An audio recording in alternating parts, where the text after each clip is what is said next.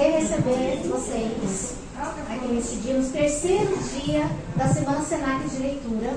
E hoje a gente vai bater um papo com o autor Antônio Carlos. Ele é paraibano, jornalista, poeta, e esse é o nosso papo, e ele é autor de alguns livros, gente, inclusive esse daqui, São Paulo é Forró, do Gogó ao Mocotó, que está disponível para empréstimo na biblioteca. Bom dia a todos, obrigado por vocês estarem aqui. E vamos conversar de coisas, inicialmente, coisa da pré-história, tá?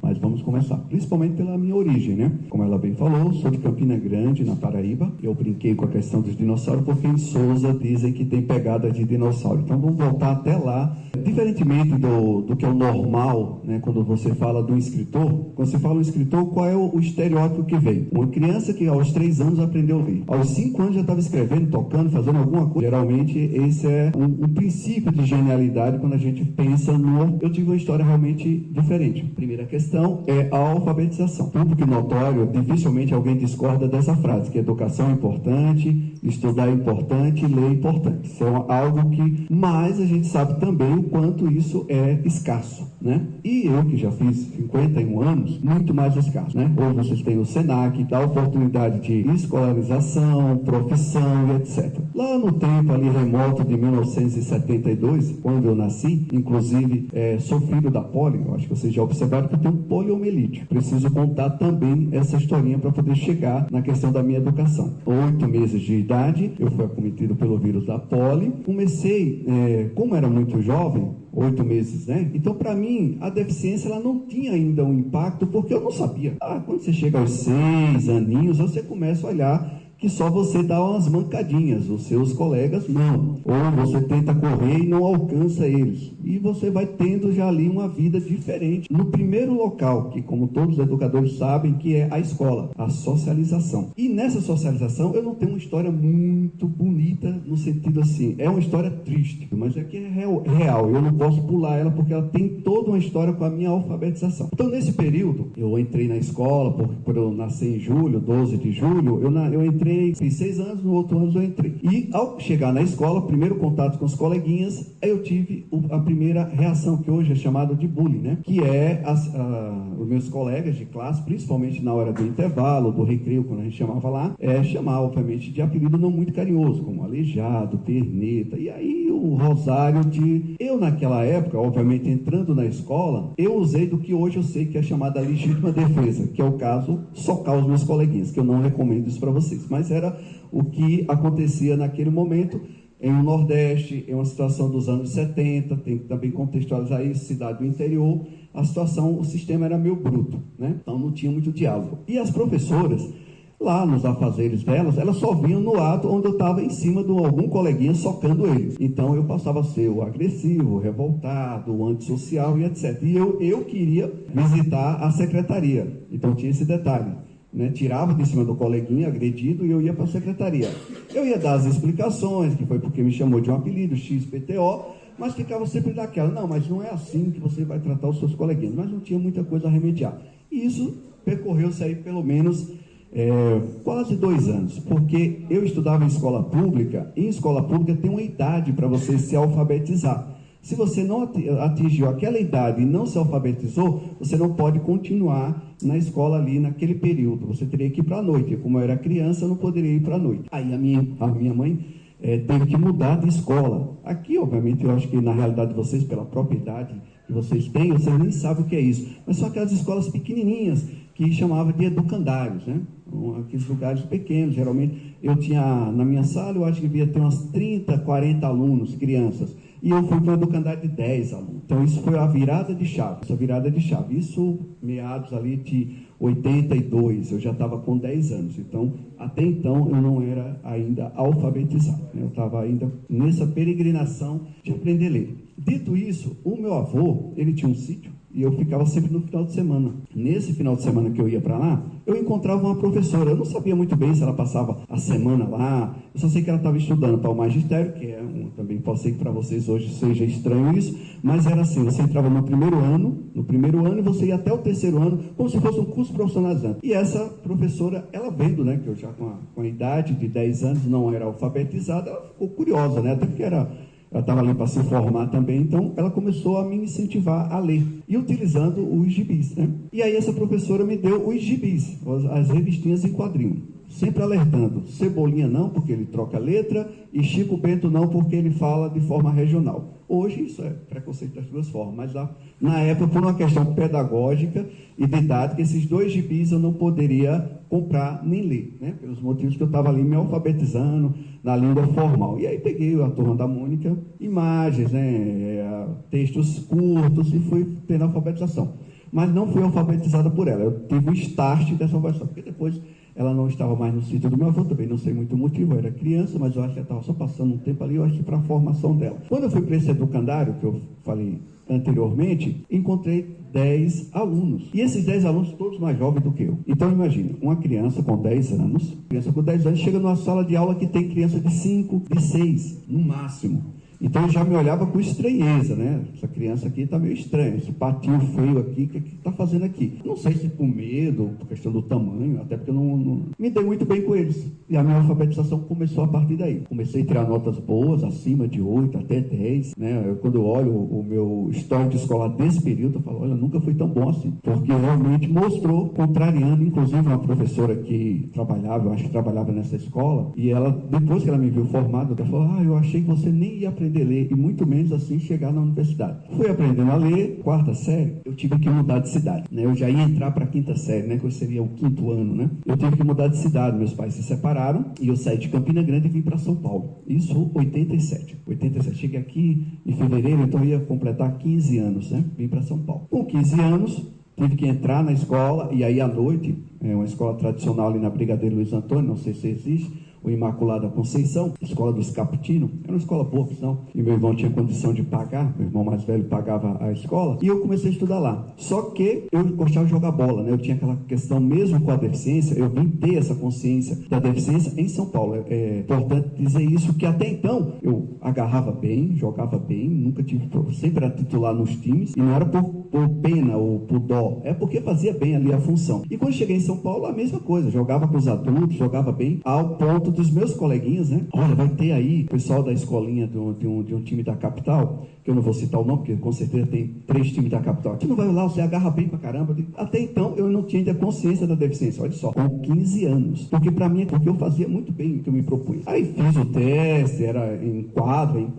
o gol menor, eu já jogava em society, agarrei bem, aí o que chamou de lado falou assim, olha, aqui você observou, você realmente agarrou muito bem, né? Estaria, inclusive, só que tem uma situação, eu não sei se te falaram. A sua deficiência, aí foi a primeira vez que eu escutei a palavra deficiência. Eu só escutava aleijado, perneta, 930, outras denominações bem agressivas, né? Aí falou, a sua deficiência não vai permitir que você dê continuidade ao esporte, mesmo que você seja muito bom. Saí assim, achando muito estranha aquela conversa, lembrando, tinha 15 anos. Eu falei, porque a gente vai fazer práticas, a gente vai correr, a gente vai fazer exercício. Infelizmente, quando você chegar na fase adulta, não vai adiantar. Continuei lá no society, jogando com os adultos, e aí aquilo batendo, né? Acho que eu tenho uma limitação. E a partir desse momento foi que eu mudei. Fiz a primeira mudança de chave de ser um atleta, mesmo tendo, né, teoricamente uma genética para tal e um gosto para tal. Mudei. Falei, a partir de hoje não vai ser mais isso, vou começar a procurar outra ocupação, inclusive profissão. Por isso que eu quero chegar na profissão. Eu fiz 16 anos, aí eu falei para minha mãe, eu vou, na semana ninguém joga bola, só joga no final de semana, porque ou estão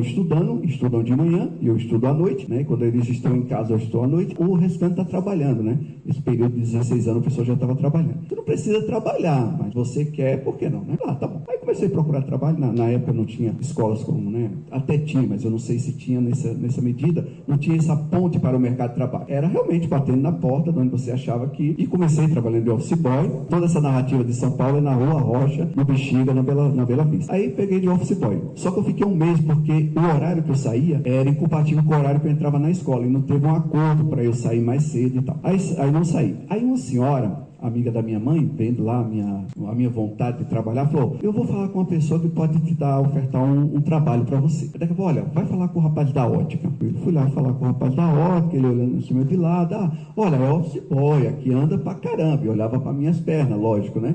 Anda, viu? Anda muito. Eu digo, tá bom, tranquilo, já entendi que anda bastante, não tem problema quanto a isso. Me contratou, só que tinha um outro office boy. Ia fazer as atividades, comecei a fazer as atividades ali em Paulista, ali subindo Itapeva, enquanto o outro ia mais para longe, né? Só que o outro rapaz saiu, vamos ter que contratar outra pessoa. Aí a esposa falou, o Antônio Carlos daí, vamos ver, se der a demanda, fica, né? Comecei a vir pro centro e tudo a pé, tudo era na caminhada, não tinha ônibus, não tinha nada. Dito isso, ele falou assim, não vamos mais contratar outro, me chamou, falou, olha, pô, você está cobrindo o seu e o da outra pessoa. Chegou um dado momento, aí adiantando mais a linha do tempo, ele chegou para mim e falou, vou te falar uma coisa, não sei se você estava me elogiando, mas eu não entendi como elogio. Quando a senhora veio aqui dizer que você vinha trabalhar, eu achei legal, mas quando eu vi que você era uma pessoa com deficiência, eu só não falei não, porque eu fiquei meio assim, não, deixa ele fazer, porque ele não vai conseguir, então vai ser meio que WO, ele mesmo vai...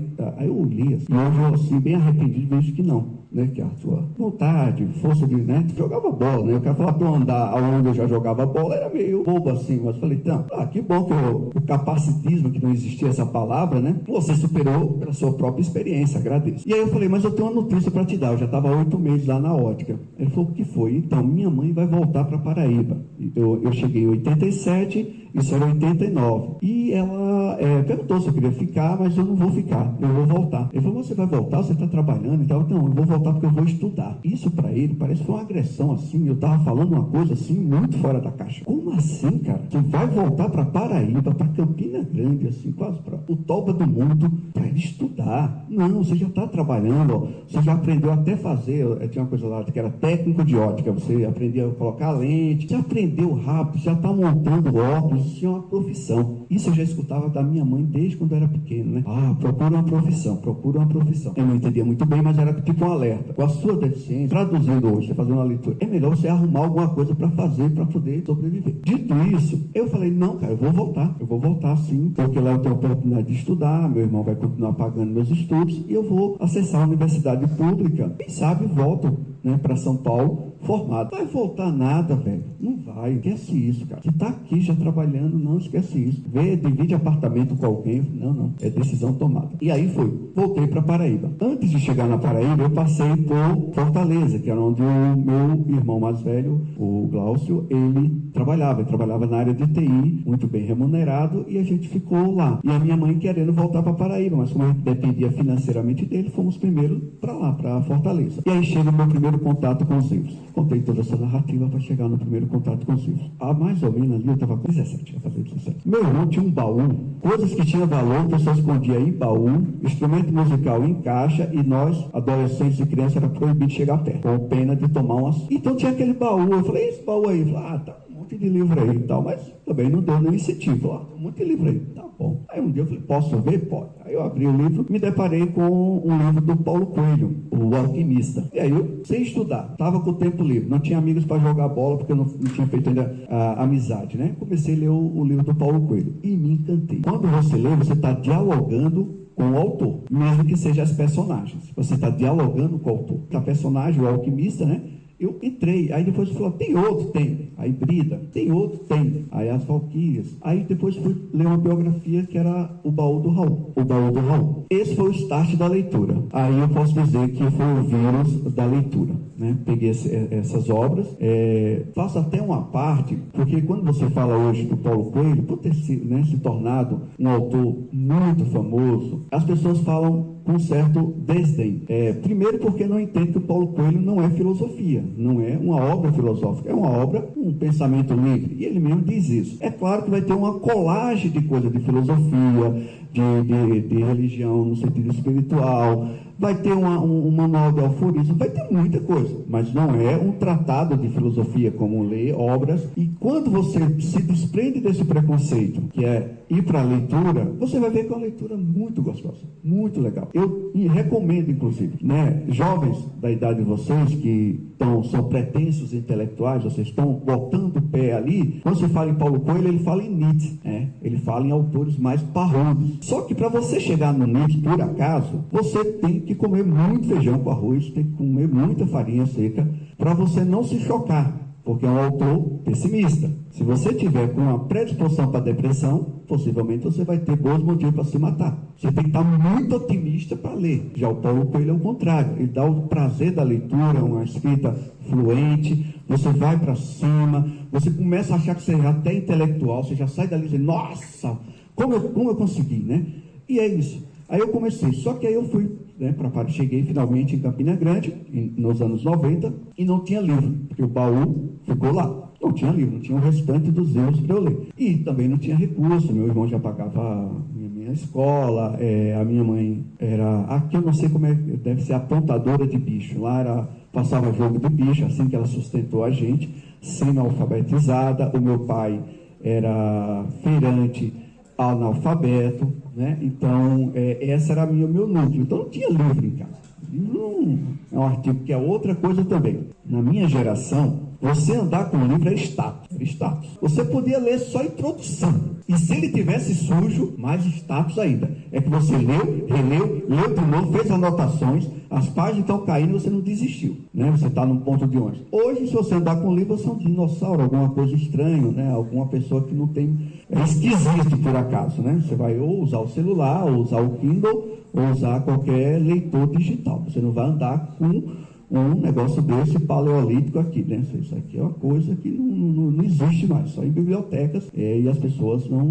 Depois eu vou contar a historinha sobre também isso que é importante. E aí eu falei, bom, não tenho livros. E aí eu peguei o que está escrito aí, as letras de música. Porque música, eu tinha o rádio e eu tinha as fitas cassete, porque eu não tinha dinheiro para comprar o disco, o vinil, muito caro, por sinal, nos anos 90, muito caro. E aí começou o advento do CD, também muito caro. Aí eu pegava a fita cassete, que era barato, pirataria mesmo, ia lá e pedia pro rapaz, ó, me faz essa seleção do Chico Buarque, essa seleção aqui do Geraldo Vandré, seleção do Zé Ramalho, seleção do Gonzaguinha, seleção do Gilberto Gil, do Caetano Veloso, do Milton Nascimento, do Barão Vermelho, do Cazuza, do Raul Seixas.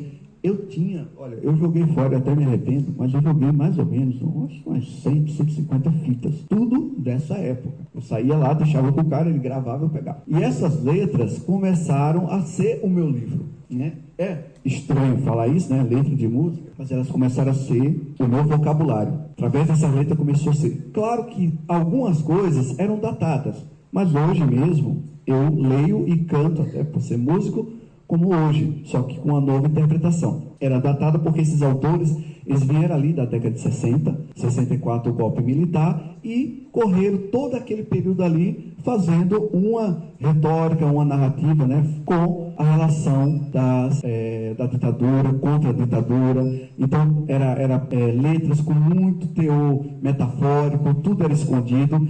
Até letra que não tinha nada a ver contra a ditadura, as pessoas, ouvintes dessa letra, começavam a tentar no seu imaginário entender que aquilo era contra a ditadura. Alguns autores falam, eu não escrevi isso, sei lá, falando de flores e tal, mas não, deve ter algum código aí. Essa flor não é essa flor, olha, o passarinho morreu, deve ter sido por tortura. Então tinha esse lado também. Então tudo era no foco, né, da ditadura. Tinha esse manuncial. E aí eu falei, bom, para eu começar a ler, é melhor eu começar a tocar algum instrumento musical. Isso era 91. Eu comecei a trabalhar, era uma entidade, Fraternidade Cristã de Doentes e Deficientes, que é uma entidade francesa que veio para o Brasil, FCD. E aí começou a lei de cota, e eles precisavam arregimentar. Pegavam literalmente o deficiente na rua. Às vezes você achava que era um assalto, ou alguma coisa do tipo, que perguntava para você, e só queria saber se você tinha uma escolaridade XPTO para poder você fazer a prova. Fiz a prova, entrei rapidamente, acho que uns 6 meses, pela experiência de São Paulo, vivência em São Paulo. É a mesma coisa que a pessoa que vai para os Estados Unidos, para a Europa, para você voltar para Campina Grande, era como se eu tivesse ido para esses lugares, voltava e aí eu me tornei até coordenador dessa entidade e também supervisor. Mas voltando, nas minhas primeiras férias, 93, eu falei assim, vou para São Paulo. Aí a minha mãe, mas fazer o que em São Paulo? É caro, né? Eu vim de Itapemirim, mas era caro. E ônibus, ela falou, mas é caro. Eu falei, não, eu vou porque eu lembro que tem o selo do Messias lá na Sé. Olha, é só coisa antiga, tá? Se vocês quiserem procurar, só coisa assim, dinossauro para trás. Mas tem lá, o selo do Messias, está lá na Praça da Sé. Hoje é quase uma livraria, mas era o sebo mesmo, raiz mesmo, o sistema era bruto ali dentro para encontrar as coisas, mas não tinha catálogo, não, você ia arrancando. Vim para São Paulo, trouxe duas malas vazias. O pessoal veio para São Paulo para ir lá na rua 25 de março para comprar coisas, e tá ótimo. Eu vim com 2 malas para comprar livros. Cheguei lá no Messias e assim, como eu não tinha muito bem certeza do que eu queria, que eu só li Paulo Coelho e a biografia do Raul Seixas, eu não sabia o que me esperava. Eu não tinha entrado ainda no primeiro ano colegial. Lembra? Retardatário e tal. Estava ali atrás. Aí eu falei, eu tenho realmente um senso lógico que sempre me guiou e me salvou na vida, e se hoje sou jornalista também devo a isso. Eu tenho um senso lógico. Eu falei, vamos para prateleira. Filosofia, literatura, história, jornalismo. E eu fui para prateleira. Aí eu saía jogando. Olhava, eu simpatizava, como diz os antigos, comprei pela capa. Olhava, então, jogava. Depois eu vou entender, jogo, vendo e tal. Levei 3 malinhas de livro. Esses foram os primeiros 150 livros que eu comprei, né? Hoje eu tenho uns 250, eu acho que desses aí, eles são mais antigos do que vocês, né? Porque foi em 93, duvido de ter alguém aqui de 93. Dito isso, cheguei lá, minha mãe, você não comprou nada, a roupa que você foi, você voltou. Eu falei, o objetivo era comprar esses livros, que eram mais baratos, né? Não tinha internet, não tinha essa... Trouxe esses livros, comecei a devorar. Eu lia, em média, 3 livros por mês, 4 livros por mês, dependendo da complexidade deles, né? Claro que eu também não sou bobo, até que eu estava estudando, comecei pela literatura. Fui lendo pela literatura, né? Depois eu fui para uma coisa mais cascuda pela história, que era narrativa. Quando eu cheguei na filosofia, eu já cheguei um pouquinho fortinho, não estava tão assim, a gente diz na linguagem dos manos, cabaço, né? Eu estava já um pouco, já tinha vocabulário. Aí cheguei na filosofia, e aí fui, né, os clássicos. Nessa época eu não peguei o Nietzsche, lógico.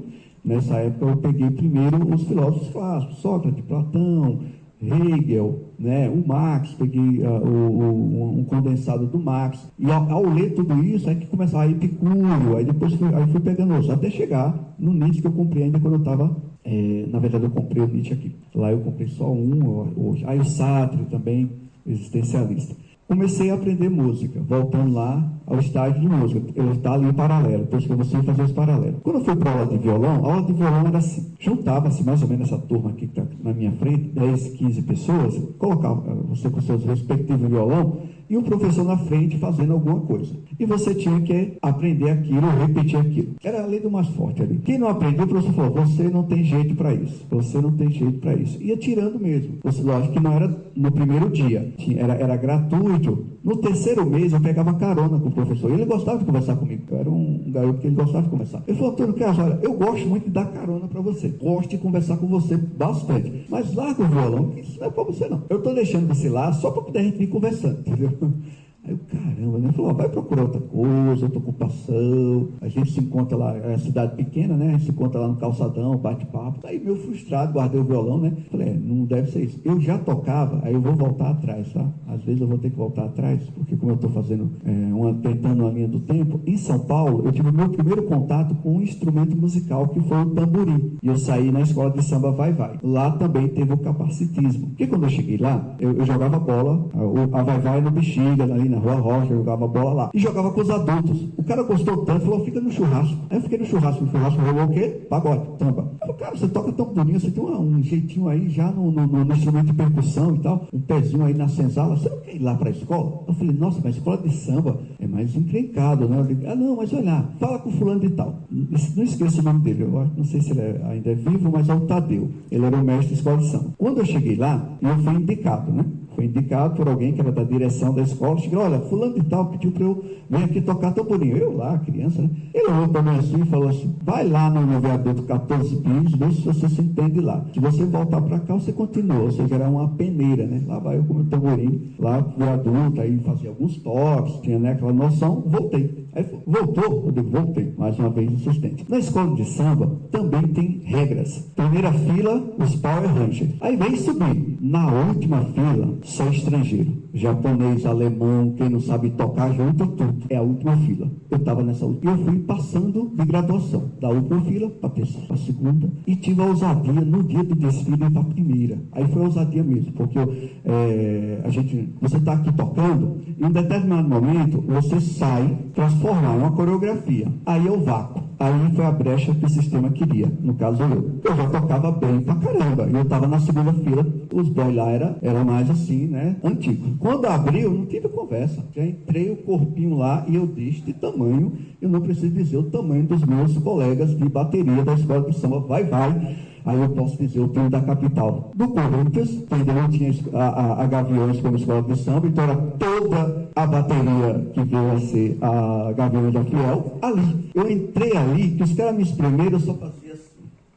Não tinha mais espaço. E de um lado e do outro, eu olhando, eu ia continuando fazendo, segue. Ou seja, primeiro disciplinar vai, na fileira, mais uma vez, né, não deixando as pessoas dizerem, não pode. E, obviamente, chegando, porque, de fato, eu tinha condições para chegar ali. Eu ensaiava todos os dias, eu não faltava um dia, e não ia perder para aqueles que já tocavam bem, claro e evidente, mas que só chegavam ali nas vésperas do carnaval, porque já eram os Power Rangers, né? Voltando lá para Campina Grande. Então tinha tido isso aqui. Quando eu cheguei em Campina Grande, eu já tocava percussão bem. Só que eu tinha a história da letra de música. E a letra de música era o quê? Violão, banquinho, violão. Tinha esse formato para a nossa geração. Eu falei, vou entrar de novo nessa daqui. Violão foi embora. Mas eu falei, não. Aí montei um grupo que era só de percussão. Isso lá na entidade de pessoas com deficiência. Quando eu montei esse grupo, rapidamente a gente montou o grupo. Eu tocava todos os instrumentos de percussão, inclusive tamborim. E aí veio o cavaquinho. Eu falei, será? O cavaquinho tem 4 cordas, vai que a complexidade da quantidade de cordas. Mas eu nem cheguei a aprender, porque aí veio outra pessoa, e aí, falei, não, você está afim de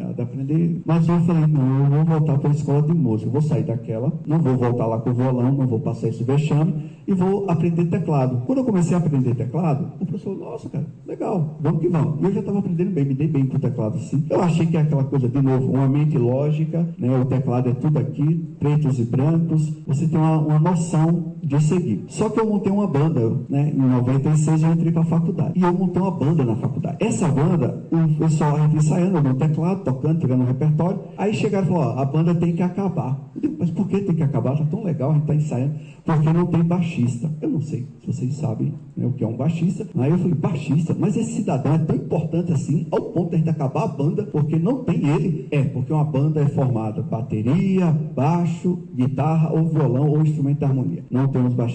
E o pessoal era categórico. Cheguei na fui lá com o meu teclado, na época também a gente podia devolver o instrumento com 6 meses. Eu devolvi o instrumento e peguei um contrabaixo, só que eu não sabia o que era um contrabaixo. Falei para o rapaz, olha, eu quero um contrabaixo. Aí contei a historinha que eu falei agora para vocês. Ele falou, mas peraí, você não sabe nem o que é o contrabaixo, vai deixar o seu teclado, que você já está, porque senão a banda acaba. Aí peguei o contrabaixo. Cheguei lá, maior surpresa para o meu professor. E em vez de chegar com o teclado, cheguei com o contrabaixo. Ele falou, e aí, vai vender? Eu digo, não, é para aprender mesmo. Ele achou estranho, contou a história, ele falou, tá bom, vai. Quando eu fiz a primeira digitação no contrabaixo, ele falou, esse é o seu instrumento. Eu nunca vi ninguém assim com a pronte que você teve ao pegar o instrumento. Lembrando, o contrabaixo, para quem não conhece, cordas grossas, escalas abertas, ou seja, é bruto se você colocar um violão em comparação. Ele falou, você tem a pronte, você tem ritmo lá da escola de samba, né? Ritmo da escola de samba, ritmo da percussão. E aqui, velho, é só aprender. Bom, aprendi isso. Curiosamente, eu comentei sobre o violão. Falei, ai, que bom que eu estou aprendendo contrabaixo, estou tocando na banda, que o violão não era para mim. Ele falou, como assim não era para você? Como é que você chegou a essa conclusão? Você tem violão? Eu digo, tem, mas eu fiz aula. Por que você teve aula? Aí falei o nome do professor, falei, não. O modo dele ensinar é tradicional. Meu que lei da selva, quem aprendeu, quem não aprendeu, pega o beco. Ou seja, percepção. Eu tinha que já chegar ali com uma percepção muito apurada. Eu não ensinava como é que segurava a corda, eu só olhava e era visual. Você olhava e repetia. Depois eu aprendi a tocar o violão. Encerrei aí a minha atividade como músico, que é o do multi-instrumentista. A Selene tinha comentado. Fechei aí essa pauta. Entrei na faculdade. Quando eu entrei na faculdade, aí eu encontrei com a biblioteca, porque também me faltava recurso. Passei na faculdade pública, na Universidade Estadual da Paraíba, me graduei em comunicação. E nesse período, eu li muito. Eu continuei lendo os livros que eu trouxe de São Paulo e peguei os livros pertinentes à da biblioteca. E aí, sim, fui formatando. E os professores achavam curioso eu não ter dificuldade de aprender ali na faculdade. Claro que eu já cheguei com 6 anos, mais velho do que os meus colegas, a maioria tinha a idade de vocês, 18 anos, o mais, assim, 20 anos, eu já estava com 24 anos, já era casado, já tinha filho, né? Então já vim em outra pegada para o estudo. A minha primeira publicação, que é o Poema Diversos Poemas, tá? Nesse período, eu já tinha lido livros, eu já tinha aprendido música, eu já tinha quase estudado as letras musicais, né? Porque eu comprei aquelas revistinhas de música, e aí eu anotava, eu fazia realmente, eu não só estudava música, eu também estudava letra, tanto é que eu pensei em fazer um curso de letra, desisti porque a professora me orientou bem sobre o curso de letra, e ali a minha pegada realmente era mais para comunicação. Lancei esse livro em 98, né, que é o Poema Diversos Poemas. E aí eu usei um pseudônimo, porque eu já tinha lido os literatos, já tinha ouvido canções, e o Antônio Carlos é um nome que é muito tradicional nas letras e nas músicas. Você tem o Jobim, você tem o Carlos Gomes, que é Antônio Carlos, você tem o Belchior, que é Antônio Carlos, você tem o Carlos Brau, que é Antônio Carlos.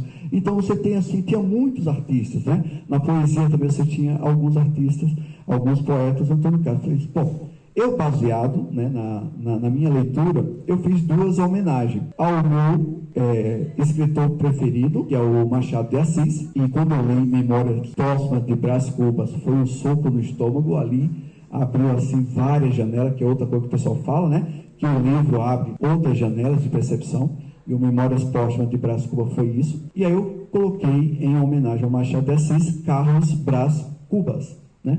O legal é que eu tinha menos de 30 anos, e quando eu era anunciado no sarau de poesia, nas questões literárias, agora, o Carlos Brás Cubas, as pessoas sempre achavam que ia entrar um senhor de 90 anos. Alguém já me confidenciou, falou, pô, achei que ele não era uma pessoa jovem, né? Porque o nome realmente dá essa imponência da pessoa mais velha. E esse livro, ele foi todo ele, os poemas musicados, ou seja, além do livro de poesia, hoje eles são canções, que aí é de um projeto musical que começou, aí eu voltei, lembrando, né, eu estava na Paraíba, me formei em 2000, em agosto de 2000 eu me formei, quando foi novembro de 2000 eu já estava de volta para São Paulo. Aí eu fui visitar aquele rapaz da ópera, que possivelmente vocês já esqueceram dele. Eu fui visitar aquele rapaz da ópera com muita alegria, na verdade, com muita alegria. Oi Flávio, tudo bom? Ô rapaz, voltou, cara, que legal, e aí, como é que tá? Então, velho, eu me formei. Você se formou? Mais espanto ainda, né? Porque o espanto foi quando eu fui.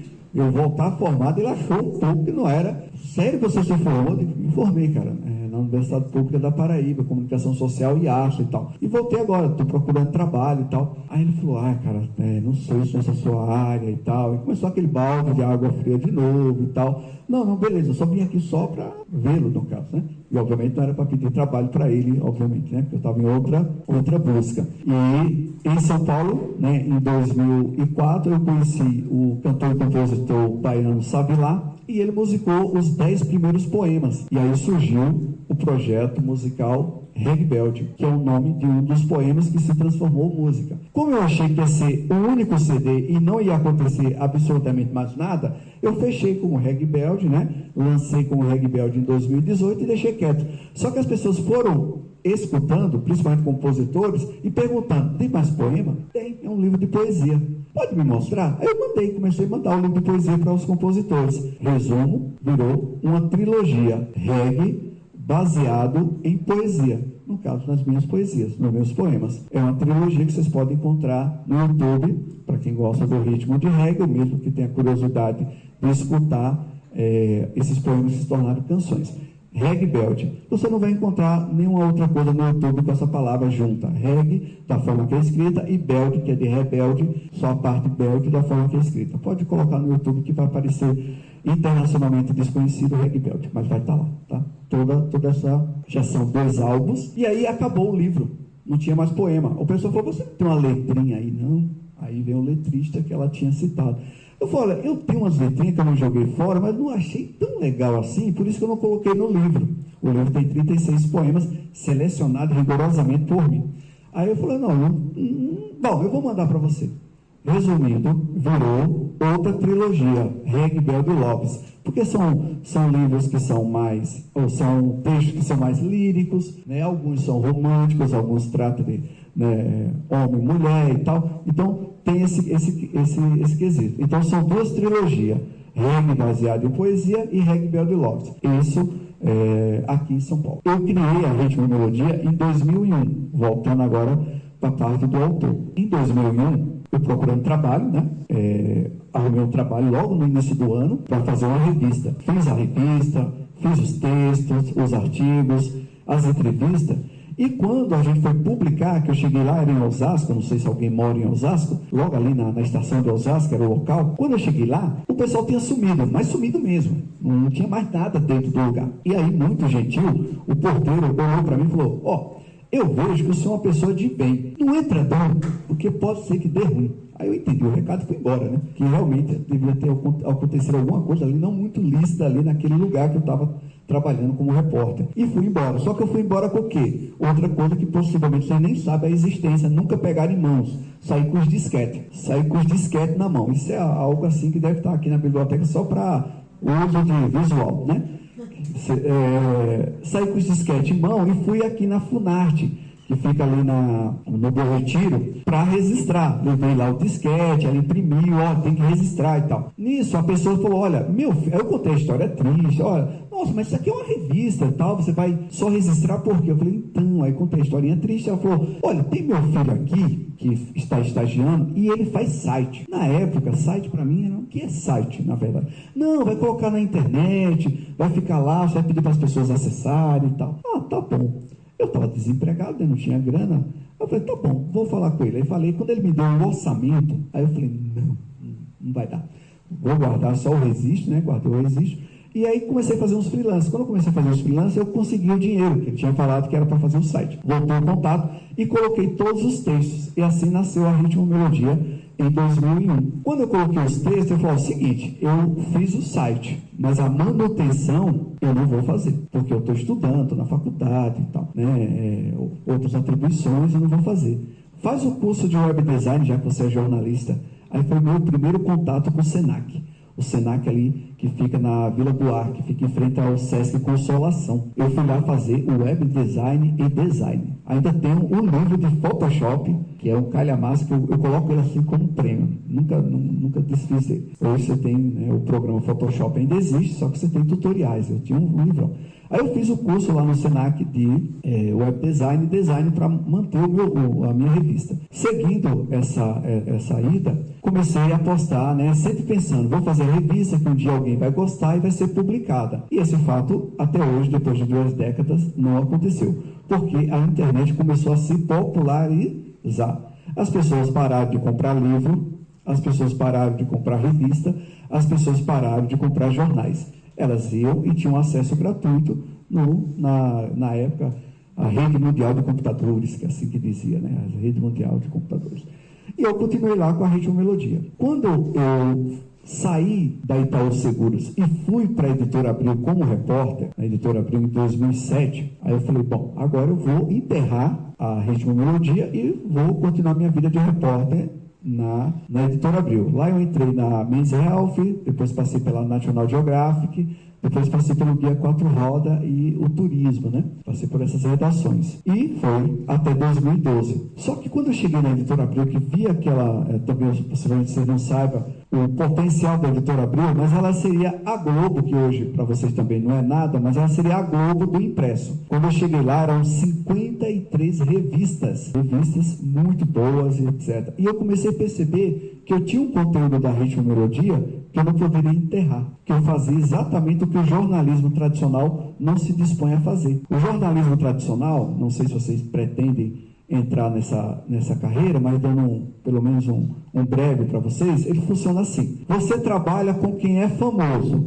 é uma mídia excludente, mas ela vai dizer que é uma mídia que seleciona, ela tem um selo. Se ela entrevistou o João, é porque o João é o Picas mesmo, entendeu? E os outros não são, independente de você questionar se não são. Isso na época, né, que eu entrei na Editora Abril. E aí quando eu vi Revista Bravos, Revista Bis, eu falei: não, eu vou continuar com a Ritmo Melodia, né? Alguns jornalistas que acompanharam, o José Teres, que é um jornalista, escritor também, quando ele encontrou minha revista, que ele entrou em contato comigo, eu já na Editora Abril, nem sabia que eu trabalhava na Editora Abril, Ele falou para mim, não para com isso, velho, não para com isso, porque nós que estamos nas redações, a gente não faz isso, o nosso patrão não deixa, a gente não faz isso, a gente trabalha com a pauta. É um trabalho árduo, mas continua isso aí. Isso é um serviço para o jornalismo e para a utilidade pública. Hoje são mais de 1.100 entrevistas.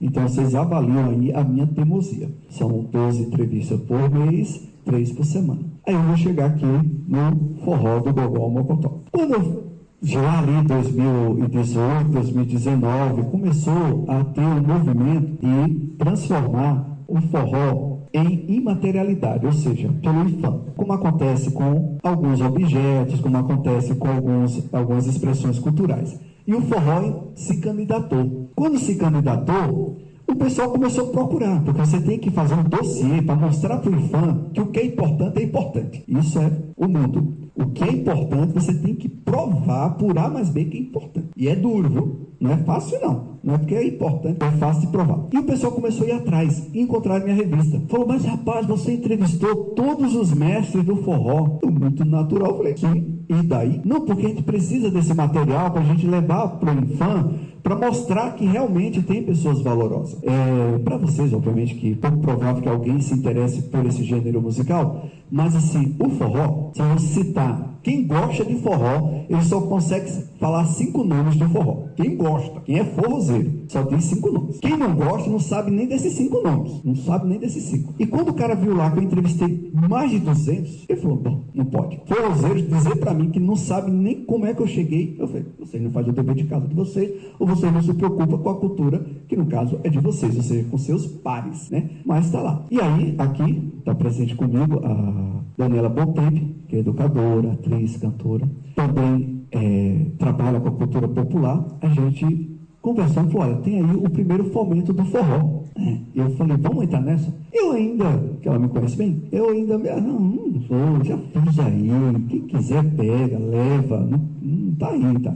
Não, mas vamos fazer, vamos formatar. É o primeiro fomento do forró, é importante a gente ter um trabalho materializado. E assim, fizemos um projeto a 4 mãos, e esse projeto foi aprovado, que é o São Paulo é Forró do Gogó Mocotó. Só que o São Paulo é Forró do Gogó Mocotó já é excludente. Ele já é excludente, mesmo sendo importante. Porque o edital dizia, tem que morar em São Paulo. Quem for fazer não morar em São Paulo, não entra no livro. Então, eu tive que pegar daqueles 200, saber quem tinha endereço em São Paulo, quem por acaso já faleceu, mas desenvolveu uma carreira em São Paulo, a exemplo do Dominguinhos, a exemplo do Silvuca, que eu entrevistei, né? A exemplo da Marinês, né? Que já são falecidos, mas aí eu comecei a fazer uma planilha fazendo essa seleção. Só que mesmo assim, deu muita gente. Esse livro ele tem 300 páginas, 27 entrevistas. A gente só tinha orçamento para esse formato, esse tamanho. Ficaram de fora outro livro. Que a história vai ser contada logo menos. Entregamos o projeto. Esse livro, além de estar aqui no Senac, está nas 54 bibliotecas municipais, que isso aí era a devolutiva do projeto, você entregava esse material, não foi vendido, era todos entregues para pesquisadores, Senac, algumas unidades do SESC, porque tem outra questão também que é bom pontuar. Você já tentaram deixar livro em alguma biblioteca? Tente a sorte, porque também tem uma burocracia, uma questão de entrada, tem uma questão de saída, não é chegar lá e dizer eu estou doando. Tem autores que ao falecer, os parentes quiseram dar 2, 3, 7 mil livros para a USP, não conseguiram. Eu falo, gente, mas o cara está doando, não, tem toda uma tratativa. Mais uma vez, é difícil fazer o certo. É as questões das instituições, que espero que elas também fizemos esse livro. Aí eu vim para uma reunião aqui, nessa unidade. Fico muito feliz de estar aqui de novo. Mas eu vim para uma reunião nessa unidade, com o Ulisses e com o Gilberto, na oportunidade. Mostrei o livro para uma palestra sobre esse livro. Quando eu comecei falando com eles, eles não acreditaram que eu tinha 5 livros. Isso aqui é o último, na verdade, ele não é nem o primeiro. Eu tenho mais 4. Onde estão esses livros? Eu digo, bom, eles estão diagramados, eles estão revisados, mas eu não tenho recurso financeiro para materializar ele. Aí eles pararam, pensativo, olha, você não tentou o Kindle que custa R$160, ele simplesmente tem 2.000 livros. Você já pensava que é 2.000 livros? Todo esse espaço aqui não cabe, você tem lá. Eu fui para casa pensando, e não me deu a ideia que tem um risco de eu pensar sobre. E eu fui pensando sobre. Aí cheguei em casa, comecei a consultar quanto custava para fazer um e-book. O valor não era alto, mas as pessoas não estavam disponíveis. Lembrando, gente, isso aqui foi 2020, pandemia, né, importante datar. As pessoas estavam meio trecadas, outras, né, acho que não morreram, estavam querendo se matar. Então, eu estava num nível desse. Então, eu falei, não, vou ter que fazer do jeito que eu sei fazer, como eu fiz com a Ritmo Melodia, com as próprias mãos. Falei, prazer em conhecer o YouTube, vamos aos tutoriais. E aprendi a fazer e-book nos tutoriais. Foram 6 meses, não foi debate pronto.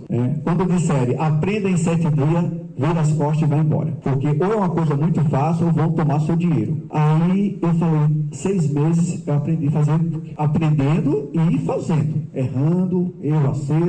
Coloquei na Amazon os outros livros, os outros 4 livros. E aí surgiu a série Forró do Gogó Mocotó. Então são entrevistas, tá? São entrevistas com mais de 200 forrozeiros. Era para ser mais livro, tem mais conteúdo, mas aí eu tenho que fazer uma seleção, ou mesmo não chegou em tempo hábil as entrevistas, né? E são 5 livros. Os 5 livros, você comprando todos eles, sai R$50. No caso, você tem que ler no celular, porque tem aplicativo do Kindle no celular. Você pode baixar também no notebook ou computador, ou comprar o equipamento Kindle. Quando você compra o Kindle, parece que ele vai até de graça, porque é um autor internacionalmente desconhecido, vai até de graça. Tá lá no balaio dos 2.000, deve ser os 2.000, aí tá o meu lá junto com os 2.000, porque eles vão, é uma forma deles popularizar, etc., para as pessoas que estejam pesquisando ou queiram saber, né, de algum forrozeiro, etc., né? Tem o pessoal do movimento do forró universitário, tá? Nesse aqui está o Fala Mansa, lá e outros que fizeram o movimento forró universitário. Aí aqui ficou o volume 1 impresso, e lá na Amazon, volume 1 e volume 2. Dito isso, eu já fui concretizando. Quando você lê sobre música no Brasil, é do século XX. A Ritmo e Melodia nasceu no século XXI. Tem muita pouca coisa escrita no século XXI. Mapeamento de músico, história sobre música, das músicas que aconteceram no século XXI, que vocês têm contato com elas, pouca coisa escrita. Porque geralmente os pesquisadores levam tempo, esperam a coisa maturar e etc., né? Mas o jornalismo não. No jornalismo é o tempo real. Então, hoje, o meu material na Ritmo e Melodia de mais de 1.100 entrevistas serve para sociologia, para história, antropologia, porque o lugar de fala não é o Antônio Carlos falando, a não ser nos meus artigos, mas nas entrevistas é o lugar de fala daqueles que possivelmente, se não existisse a Ritmo e Melodia, isso daí, se vocês quiserem provar, é só dar um Google, você só vai encontrar na Ritmo e Melodia. Eu tenho um orgulho, sim, mas eu também não tenho um orgulho, porque ele só ser encontrado na Ritmo e Melodia mostra que ele está sendo excluído mesmo no meio, né, da internet. Já indo para finalmente para vocês, que têm menos de 30 anos, hoje vocês têm o que a gente chama que é a revolução informática, a revolução da informação. Você tem tudo gratuito, né? Só que você tem também muita distração, né? Você tem a distração, que você ou está conversando com seus colegas, ou está vendo coisas mais rápidas. Hoje, ler está bem difícil. Ler está bem difícil. Ou ler por obrigatoriedade de escola, de curso. E hoje tem uma questão com as redes sociais. No passado, você valorizava quem tinha conteúdo. Quando dizia que tinha conteúdo, é que o cara leu, tinha um repertório e falava sobre aquilo, certo? Mesmo sendo a verdade dele. Hoje você não lê e você opina. Vamos separar as coisas. Opinar, todo cidadão pode. Agora, achar que a opinião dele é embasada em algo, aí já é E as redes sociais deu muito isso. É sua opinião. Aí você dizendo a sua opinião, você desvaloriza o que de fato tem, de novo, importância. Porque com essa frase, é sua opinião, ela não vale nada? Não é bem assim. Porque também a sua opinião de que a minha não vale nada, também não vale nada. Então ficamos meio que no WO. Procura aumentar o seu vocabulário, né, o seu arcabouço intelectual naquilo que te apetece. Mas se aprofunda, mergulha, dá uma navegada, seja no Google, no portal do seu interesse. Eu falo que são os sociólogos de rede social, os filósofos de rede social. Então, essa caminhada que eu trouxe aqui para vocês, quais são as palavras-chave? Luta contra o capacitismo ainda continua. Eu tenho que estar todo dia provando capacidade. E sendo uma pessoa com deficiência mais ainda. Porque ele diz, você está ali, já está empregado, fica quieto, não perturba, não dá uma de revoltado. Fica sossegado. Essa sociedade da qual vocês estão entrando, que tem muitos avanços. Exemplo, bullying hoje, ninguém apoia. As pessoas com qualquer limitação intelectual, física, emocional, hoje tem um respeito, tem um amparo. Você vir dessa agressividade, no caso, né, dos anos 70, atravessar, conseguir chegar na universidade pública. E foi um artigo, que é o Canto do Santo de Casa, que mostra um pouco disso. Parceria minha com o Cacá Lopes, que também se transformou em música com o Jailson Silva, que colocou melodia. Então, essa briga do santo de casa, você sai, tem que provar todo dia a sua capacitação. Vocês têm muito mais oportunidades, e essa é a mensagem, muito mais oportunidades, tá? Que a geração dos seus pais, que a geração dos seus avós. Não desperdicem. É muito difícil separar hoje o que é informação de formação. Hoje temos realmente muita informação. Agora, a formação é que vai fazer vocês entrarem no mercado de trabalho, entrarem na faculdade, escolherem o curso e serem seres humanos melhores. Muito obrigado pela escuta.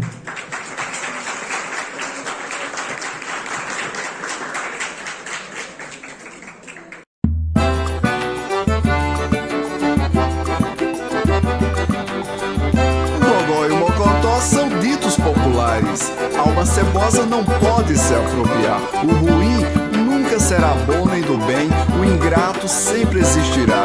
O zero à esquerda nunca terá valor. Esse forró é do Gogó, Mocotó, você não